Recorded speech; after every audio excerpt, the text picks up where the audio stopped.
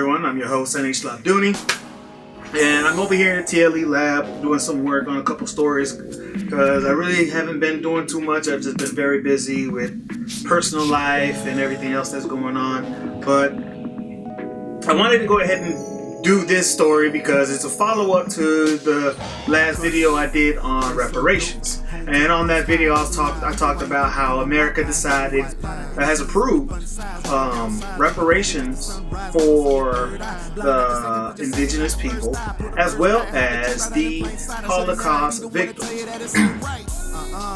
And what I went into that video, what I went into was the fact that America had this willingness, primarily as far as like with the Holocaust of Jews, because that one was even more glaring than the reparations for the indigenous people. But what America is doing, approving reparations for the Holocaust victims, the families affected by the Holocaust for Jews, and that was something that they didn't have anything to do with starting or beginning or letting it reach its heights. They had nothing to do with that. But then again, they haven't approved reparations for the black community, whether it's here in the United States or globally. And the problem here lies in the fact that, of course, the whole stigma of white supremacy and everything else. But the reason of this video is a follow-up to that video is because of the commentary that I received on that video. And specifically, one YouTuber by the name of Ted Bart. Now, Ted Bart, he commented on the video saying that blacks owned slaves even before Europeans arrived in Africa. And he also said that Barbary pirates from North Africa also enslaved 1.5 million Europeans. Now, again, as I was saying, what I told Ted Bart, I replied back to him, I said, Bart, yes, black owned slaves. Everybody's owned slaves. Arabs own slaves and still do. African slaves. Freaking the Chinese, Asians own slaves. Australians own slaves. America, everybody's owned slaves. Everybody's owned African slaves. That was not the point of this video. The point of that video, the reparations video, was simply pointing a finger at the fact that America is going out of its way to pay a group of people reparations for something they didn't have anything to do with. But at the same token, America, which spearheaded a certain type of slavery not seen around the world, so savage, so brutal, so disgusting, that they have the nerve to not even consider any kind of restitution for blacks.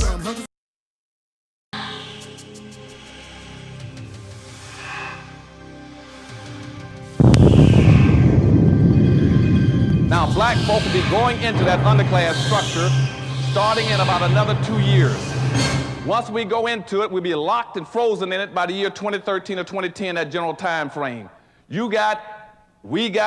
All of us got about 2 years to either get our act together or hang it up.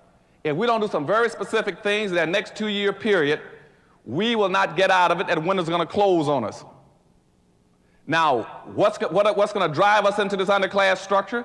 First of all, are the legacies of slavery and Jim Crowism. We are still bearing the burdens and the scars. They were never corrected. That's one of the failings of our leadership in this country. They had the nerve, the audacity to let black folks suffer for 460 years. And at the end of the civil rights movement, rather than going back and saying, let's find out what has happened to black folk for 460 years. Have they been psychologically, emotionally, politically, educationally damaged? Nobody spent 1 minute of time trying to figure out what had happened to black folk over all that period of time.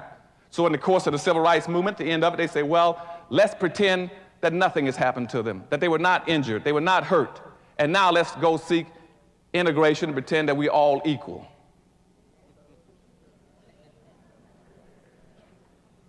Now that was grossly unfair, because by that point in time, and by the 1966 period, whites had become economic giants in America. They owned and controlled everything at that point in time. Black folk didn't own anything. Whites controlled almost 100% of all the wealth, the income, the privileges, the businesses, the resources, and all levels of government. Blacks had nothing. Blacks were 1-foot midgets. And they allowed us then to use integration to walk from our communities, from our ghettos over in their communities, totally disarmed, not understanding anything, blind, naked, and then saying that you can go and compete. Compete with what? Now think about it. Restitution.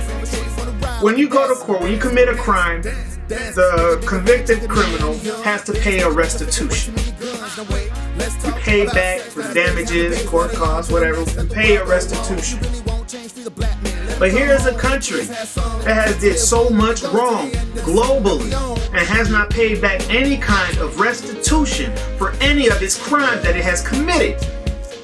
And you have the audacity, the nerve to be that, oh, well, we're going to give reparations to the indigenous people who already have tax-free status and other accommodations made for them. Or we're going to give reparations to Jews who already have their wealth, have their banking system, have everything in place. This is a Zionistic government, which is why more money is being allocated to Jews in the first place. I'm not anti-Semitic, but I'm anti-bullshit. I am anti-bullshit, and that is bullshit. That is a bullshit play. And at the end of the day, you won't do that for blacks? Why the fuck not? And some people will feel like, oh, why you shouldn't be cursing to get your point across? Well, you shouldn't be saying this, you shouldn't be saying that. Well, guess what? Your country shouldn't be doing what it's doing. Your country shouldn't be acting the way that it's acting. Your country should not be biased the way it is biased. And then you have people that'll say, oh, well, you need to forget about slavery. That happened so long ago. Oh, that was not in your time. Leave that in the past. Leave that away, blah, blah, blah. Well, guess what? We're not going to let it go. Don't force us to let it go. You want us to let it go? Well, then you let go of 9/11. You let go of Columbine. You let go of Sandy Hook. You let go of Newtown. You let go of all those atrocities then. You let go of that. You let go of how pitiful you were. Oh wait, my bad. You already let go of that. You already let go of the fact that you were cavemen in Europe. You already let go of that and you've adopted a new history. We understand that. But you already let go of that. But you need to let go of freaking 9/11. You need to let go of what happened there. You need to let go of the World Trade Center bombing back in the 90s. It's not the first time. It isn't the first time. You need to let that go. If you expect us to let go of the past and embrace and move forward, you need to let go of all those things. So next time a Muslim comes up to you, you're not screaming anti-Islam terrorists and all this other bullshit. Like there was a story, there was an anti-Islam rally, and I believe it was in Ohio. Only one lady showed up. It was a national call sparked for protest, but only one lady showed up in Ohio outside of, I believe it was a mosque. I don't remember exactly. I just skimmed over the story. But what I'm saying is that this lady showed up, protesting, anti-Islam, they're terrorists, boom, boom, boom, they're satanics, they're evil, they're demons. A Muslim lady came up, gave her a hug. Because guess what? That Muslim lady let go of the bias that America has brought to her. And she gave that American white woman a hug. You know what that white woman did? She let go of her bullshit, put those signs down, and she walked to the mosque with that Muslim. America, you need to let go of your disdain for black people. Let go of this negative imagery you keep pushing over and over and over for black people. Brainwashing black people to believe and that's who they are. Brainwashing everybody else to believe and that's what black people are. America needs to let that go. You let go of all that stuff, maybe we'll let go of what you've done to our people over hundreds of years. And let's not even talk, people want to say, oh, slavery. It was not just slavery. Slavery is just one segment of the history of black folks. All the bullshit that happened after slavery, the Jim Crow laws, the segregation, the freaking lynchings, the KKK, and so on, the church bombings, the assassinations, JFK, Huey Newton, Marcus Garvey. I'm sorry, not Marcus Garvey, but Martin Luther King. I mean, all these freaking atrocities that keep occurring, that keep happening long after slavery, but yet we're free. Are you really free? Are you really free? If you were free, you'd be free to build your own economy, build your own people, build your own infrastructure, build your own network like we did in Tulsa until they destroyed. And nothing like that has come back since. Are you really free? So, guess what? In this follow-up video for reparations, I'm not asking for reparations from the government. We don't even need to ask for reparations from the government. What we need to ask from the government is to leave us the fuck alone so we can build our shit together for ourselves. Let us be. Let us be. Stop trying to keep us dependent. Fuck being a Democrat. We're not going to be dependent on big government. Let us be. And this is another, just a little tack on to something else. For all the blacks around the world, you need to understand that we are all black. Regardless of what nationality you may claim, on what land you may be on at that time that you claim it. We are global citizens, first of all, because we are the original people. Two, you're still black. Regardless if you're in China, Australia, Haiti, New Mexico, Argentina, Russia, regardless of where you're at, you're still black. And this is a call. If we can get millions of people to come together for the Million Man March, and that's majority just the blacks here in the United States, why can't we get a global rally? I'm calling for a global rally of all blacks, regardless of nationality, religion, belief, whatever you want to call it, regardless of all these walls and divisions and categories of differentiation that have been placed upon us to keep us divided and separated, not realizing at the end of the day, we all bleed the same color, we all still breathe the same air, we are all still human, and we have a heart, a brain, and mind, and so on. This is a call for all blacks everywhere. Everywhere. It is time to unite. It is time to unite. Forgive your brother, forgive your sister. It is time to unite. Black power.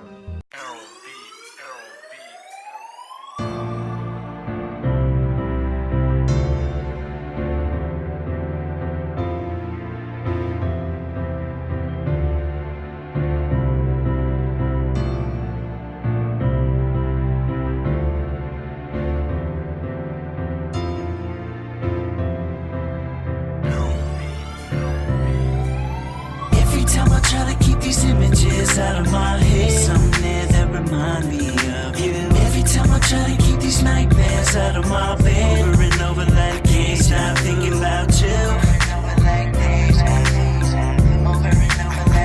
stop thinking about you. I can't stop thinking about you. Came through this world a minor but a major danger. A chance to think free. Who decided to take those risks? Based on the color of my skin, I'm about to live like this. Red and blue is flowing through my vein like gangs in LA. Throwing up them flags, we representing what is hated. This unified strength has got you going crazy. Feeding off these dirt cookies, crooked cops, killer kids, no rice in the pantry, but the Glock has got extended clips. Extend your trip just to see what they would never show. It's just another dirty Haitian used to having nothing more. We live in poor, but in our hearts we live in wealthy. This Haitian pride, you ain't even got to tell me.